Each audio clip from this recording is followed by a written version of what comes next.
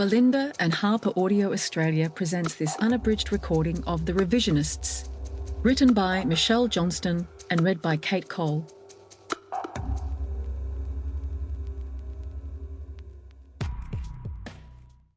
Dedicated to the memories of Anna Politkovskaya and Marie Colvin, and all the fearless conflict correspondents who paid the ultimate price, seeking the truth and giving it a voice. The Revisionists is built on the foundations of truth. The bricks and mortar of the story are, however, fiction. Kumstutul, the village in which much of the Dagestani action takes place, is invention, as are the events in the book preceding the 1999 invasion of Dagestan, despite their parallels to factual history. Similarly, although the book has taken inspiration from some of the most courageous female conflict correspondents the world has seen, the characters in The Revisionists are made up. Makhachkala, the capital of Dagestan, is pronounced Ma-kach-ka-la. The truth is always an abyss. Franz Kafka. Time rumbles.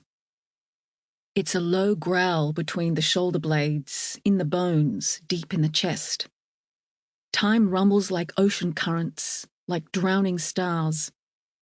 It's the sound of a rough wind at dawn, of the trudge of the displaced through the dark. Empires topple, crumbling as they fall. East, west, it doesn't matter. The rubble rolls across borders in heavy, spreading clouds. It twists into generational DNA and smears the history books with its grime. It remains. Glaciers appear, glaciers recede. They leave behind the grey crunch of shale and moraine, a grind underfoot that sounds like it might last forever. It won't. Some countries rumble more than others. History shakes them, slow and sustained, as they were grieved by the choices of men. See here, mother caucuses.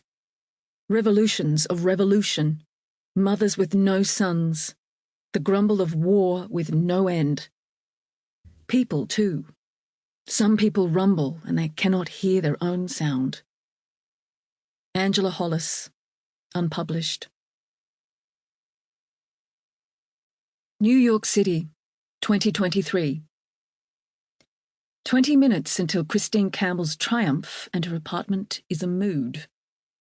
The television throws flickering shapes onto the wall and a plate of sushi is growing warm on the kitchen bench. It seems the sushi rolls, all vegetarian at her friend Marta's request and pre-ordered a week ago from Tokugawa. They don't do food, they do art, Marta said. Will go uneaten. Marta is a no-show. Christine holds a glass of red in her hand. She'd been saving the bottle, a 2014 Chassagnac Montrachet, for such an occasion, but she botched the opening and now there are fragments of cork beetling around in the wine, which she must pick out with her fingers. She walks to the window and touches her free hand to the pane. From here the lights of Manhattan are a grubby galaxy. The moon is nowhere to be seen. All that money and she rarely gets to glimpse the mother light. 18 floors below are avenues teeming with traffic and irritation. New York has never cared for her. She admits she hasn't done much to assist it, but the 21st century has been difficult. It has felt like one betrayal after another, and that's not just for Christine. They were all promised so much, weren't they? And now they inhabit a state of affairs nobody is really able to identify. The apartment featured a few years ago in Manhattan Envy, a glossy subsidiary of Condé Nast that only people who already own city apartments read, is ugly, the sort of unsightliness that requires hedge fund money to procure. It has a suffocating quality the magazine described as chicly hermetic. Now her husband Laurie is gone, she should sell it and go live somewhere she likes. Christine's phone pings.